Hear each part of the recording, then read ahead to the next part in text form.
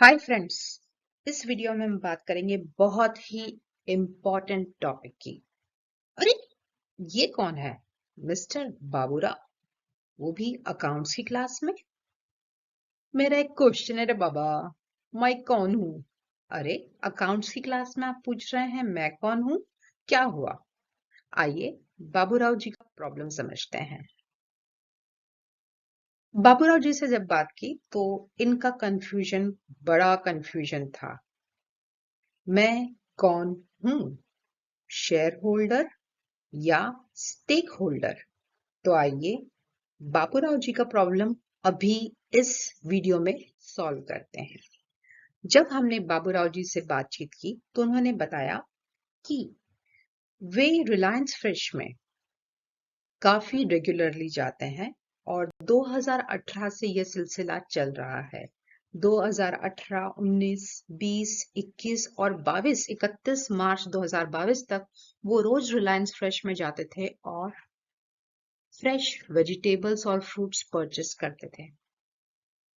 अचानक उनके जिगरी दोस्त ने एक दिन उनसे कहा कि ये सब तो ठीक है बाबूराव, तुझे रिलायंस फ्रेश बड़ा पसंद है और तू हर रोज हर तीसरे दिन जाकर यहाँ से वेजिटेबल्स और फ्रूट्स परचेस करता है, पर क्यों ना तू इस रिलायंस फ्रेश वाली कंपनी यानी कि रिलायंस में शेयर होल्डिंग ले ले, यानी कि एक ऑनरशिप ले ले।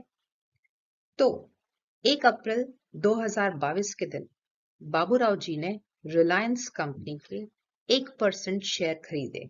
यानी कि अगर कंपनी के पास 100 शेयर हैं तो उसमें से एक शेयर बाबूराव जी ने परचेस कर लिया। अब इनकी वही दुविधा, अरे बाबा मैं कौन हूं? मैं कब स्टेक होल्डर कहलाऊंगा और मैं कब शेयर होल्डर कहलाऊंगा? तो इस दुविधा को हम फिर से एक एग्जाम्पल लिख के सॉल्व करने की अच्छी सी कोशिश। अब सबसे पहले हम दो महत्वपूर्ण शब्दों का मतलब समझते हैं, स्टेक और शेयर। स्टेक यानी कि इंटरेस्ट। अब ये इंटरेस्ट डायरेक्ट भी हो सकता है या इनडायरेक्ट भी हो सकता है। शेयर यानी कि पार्ट।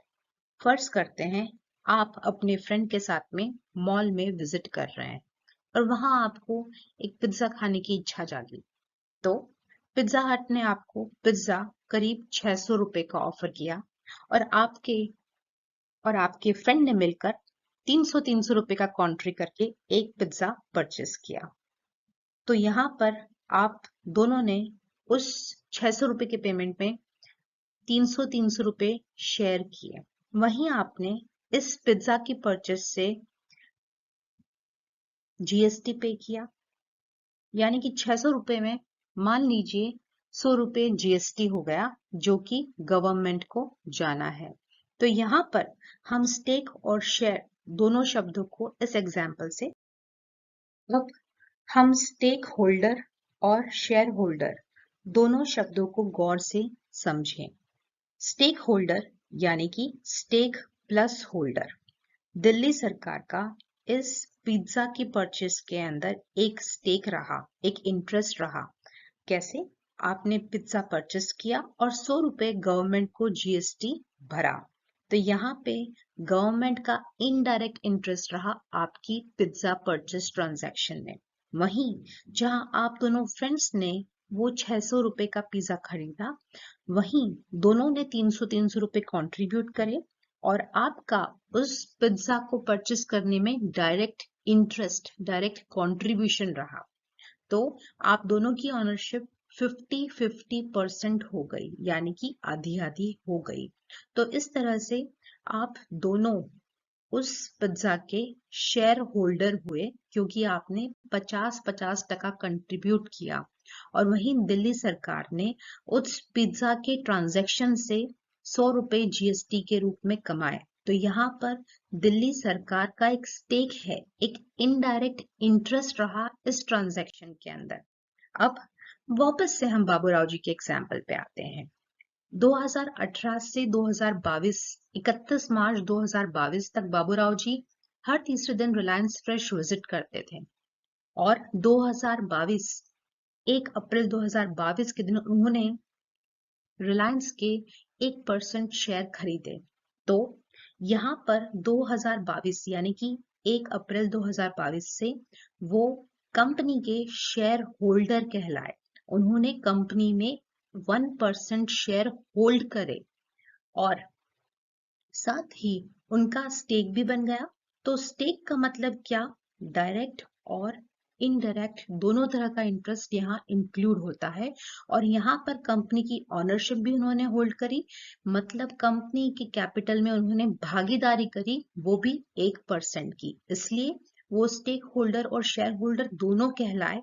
दोनों 1 अप्रैल 2022 से। पर 2018 से 31 मार्च 2022 तक वे उस कंपनी के स्टेक होल्डर रहे, क्योंकि वो हर तीसरे दिन रिलायंस फ्रेश जाके फ्रेश वेजिटेबल्स परचेस करते थे। तो कंपनी की ग्रोथ में, कंपनी के प्रोडक्ट्स में उनका स्टेक रहा, एक इंटरेस्ट रहा।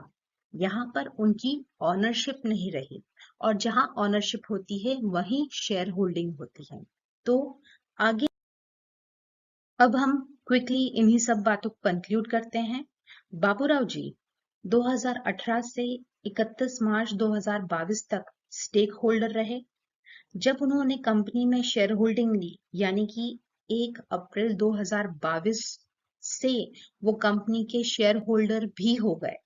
यानी कि स्टेक होल्डर होने के साथ साथ 1 अप्रैल 2022 से वो कंपनी के शेयर होल्डर भी हो गए। मतलब बहुत आसान और सरल शब्दों में कहा जाए तो shareholder is a stakeholder as well. Shareholder जैसे ही आप बने, आपका कंपनी के अंदर इंटरेस्ट आ गया, डायरेक्ट इंटरेस्ट आ गया, आपने कंपनी की ऑनरशिप में डायरेक्ट होल्डिंग ले ली। पर stakeholder can't be a shareholder always. जब तक आप कंपनी में शेयर होल्डिंग नहीं करते हैं, आप स्टेक होल्डर ही कहलाएंगे। तो मिस्टर बाबूराव जब जब रिलायंस फ्रेश 31 मार्च 2022 तक विजिट कर रहे थे, वे कंपनी के स्टेक होल्डर थे, और 1 अप्रैल 2022 से वे स्टेक होल्डर होने के साथ साथ कंपनी के शेयर होल्डर भी बन गए। उम्मीद करती हूँ आपको ये वीडियो बहुत बहुत पसंद आया होगा। कमेंट बॉक्स में अपना लर्निंग्स जरूर रिफ्लेक्ट कीजिएगा। Thank you.